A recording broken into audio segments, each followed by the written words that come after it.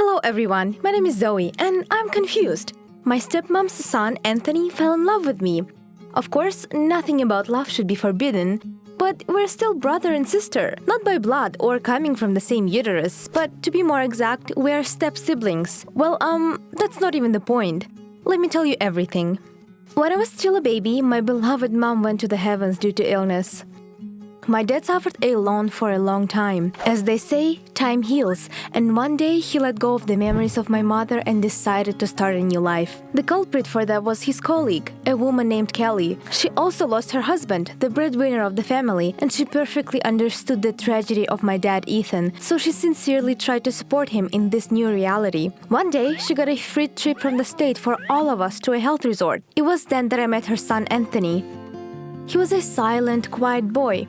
Since there were no other kids at the resort, I played with him for almost 2 weeks. Anthony was 2 years older than me and he followed me everywhere like he was my older brother taking care of me, and our parents became close in those days. Because after coming back to town, Kelly often came to visit us with Anthony and he continued to take care of me.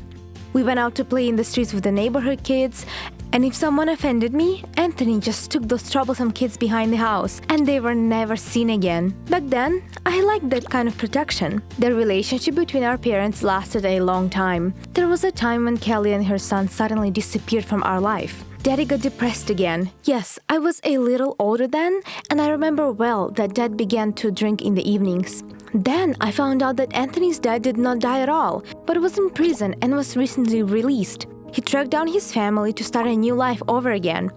Kelly believed him and chose him over my dad, but it took a few years for him to get into contact with bad people and he was imprisoned again for 20 years. We began to see Kelly and Anthony again. This time, everything happened quickly, and in the end, Dad and Kelly got married. By that time, I was in high school. I was living through my teenage phase with all the ups and downs of being a young woman: makeup, first love, first relationships with boys. The four of us moved into a large house where each had their own bedroom. Dad and Kelly were in love with each other and did not pay attention to us. Anthony always sat in his room and I always wanted to hang out outside of my house. I was at school all day, then took different courses and came home late.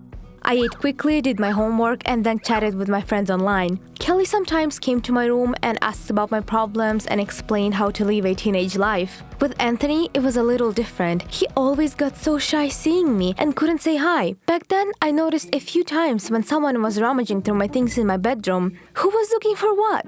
I did not understand. Gradually, I began to feel that someone was watching me. Maybe I was paranoid. And one day after school, I ran into my bedroom and quickly changed my outfit. But I could not let go of the feeling that someone was watching me, or even spying on me. I wanted to look under the bed, but I was so afraid to see someone there.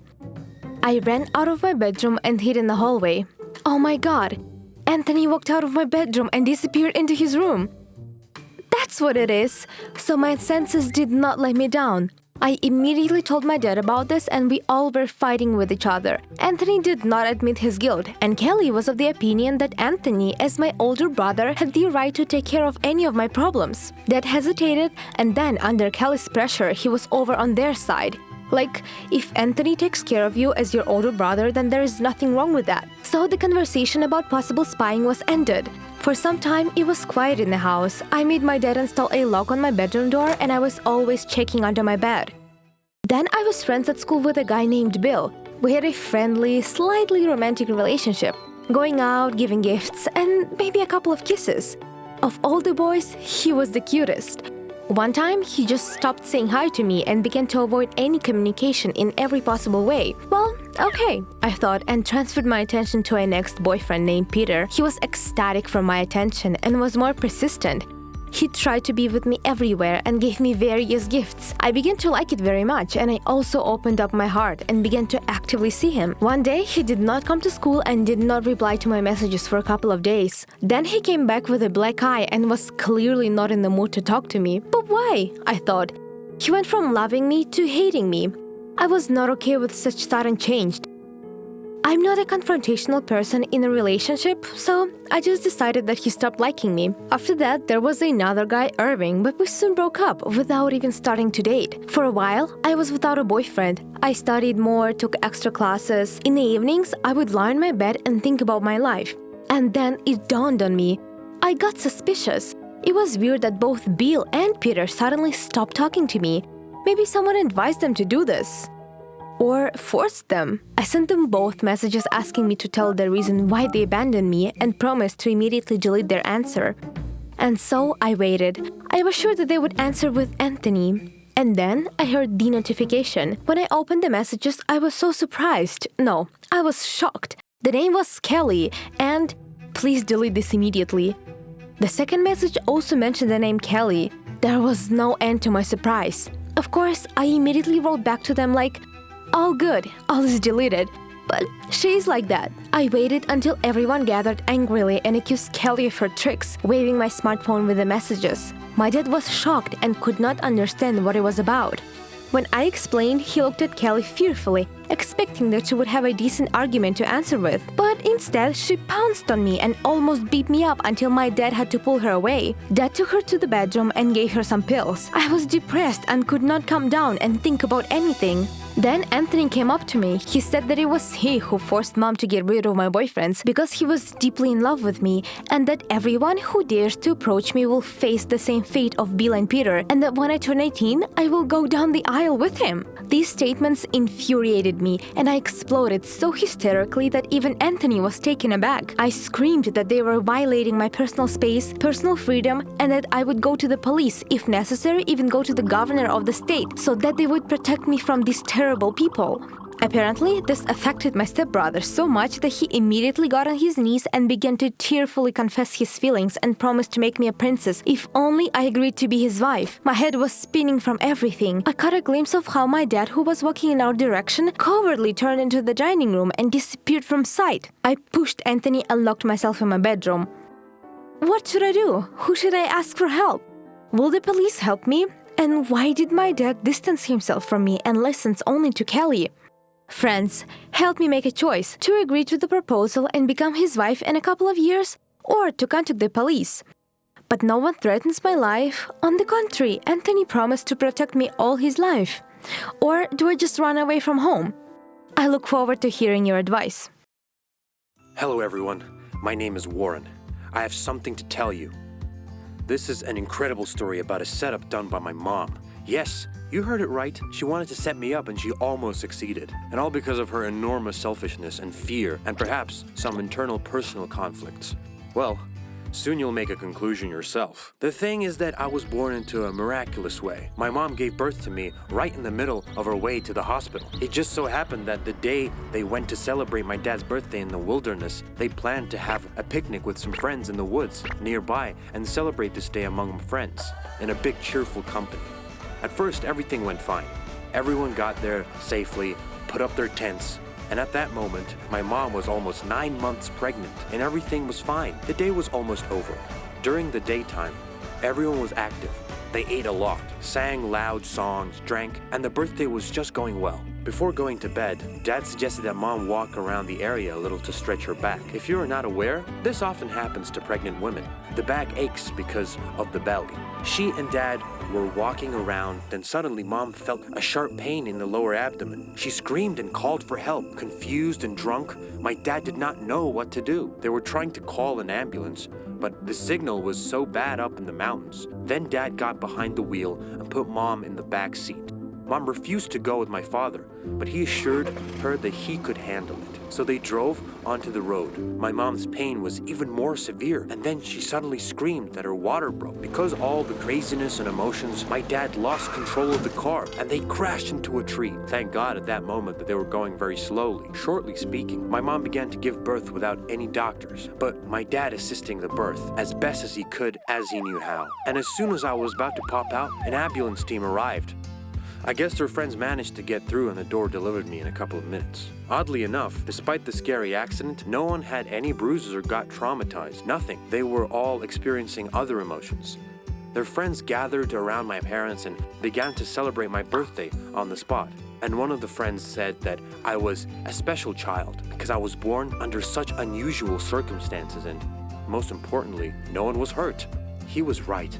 I was born an intelligent boy. Maybe you'll not believe it, but by the age of 4, I'd been reading books on my own. And not just those kid ones, but books for teenagers. And after another 2 years, I was already able to write freely and practice studying foreign languages. By the age of 8, I already knew 8 foreign languages and could read, write, and even compose poetry. My parents were proud of me because I grew up like a little genius. Everyone predicted a great future for me. Everyone believed in me, especially my mom. She spent all the money she earned on me, paid for me, bought me everything that was in my interests. Books, going to the cinema. She gave me money for language tutors. I couldn't get enough of the information I was getting. I don't even know what actually truly motivated me. A real thirst for knowledge, or maybe just greed. As a result, my dad became noticeably more anxious. He was angry at the money waste on my mom's side, and every time he got angry at her when he found out about her new classes, books, and so on. My mom also argued that she was not throwing money down the drain, but was putting it into my knowledge. And Dad had a slightly different policy. Because of this, they began to argue a lot and could never find the middle ground for this. And so my dad could not stand it. He left the family. This was a huge blow to my mom's mental health. From that moment on, she became even more fixated on me and began to invest even more in my knowledge. She kept saying that knowledge is strength and power, and that the more I know, the easier it would be for me to be a leader. Maybe she was right about something. When I grew up, I had my future planned out. I knew that I would get into Harvard without any problem, that I would go there and study hard. But when my mom heard the idea, she was not happy with me for some reason. She said that I didn't have to go that far, and I asked why did she earn and then invest so much in me if at the end of the day it was too far or too expensive. Mom could not find a suitable answer. She only said that she would be very lonely. I tried to explain that this was a normal process. When children grow up, they leave the family homes to build their own life. Clearly saw in Mom that she could not accept the thought of loneliness. And I wasn't even leaving her. I just had to go to college. After that conversation, we had a dozen more fights, and each ended with my mom's revolt. Anyway, when the time for sending applications came, I was the first to submit, having prepared everything in advance. They wanted me to take an exam that would determine my application status. I came on the appointment day with my mom. Yes, she said that she could not miss that. To be honest, the test was very easy. My IQ was much higher, so I did it quickly, submitted it, and left. The results came the next day, and I was amazed. I completely failed the test. There was not a single correct answer. But how is that? I'm sure I did everything right, I said. I was beside myself in anger. I could not believe that I had failed the test completely. I got so angry that I wanted to break things, and then I pulled myself together and went to deal with the administration. Mom tried to stop me, but I didn't even listen to her. Arriving there, I argued with them like I was insane. I almost got to the dean. I was so pissed off. Suddenly, a guy came up to me and said, "Maybe you're just stupid," and laughed in my face. I did not want to endure such impudence. I clenched my fist and was about to smack him in the face, when suddenly I heard my mom's voice. She screamed, "Stop!" and I stopped.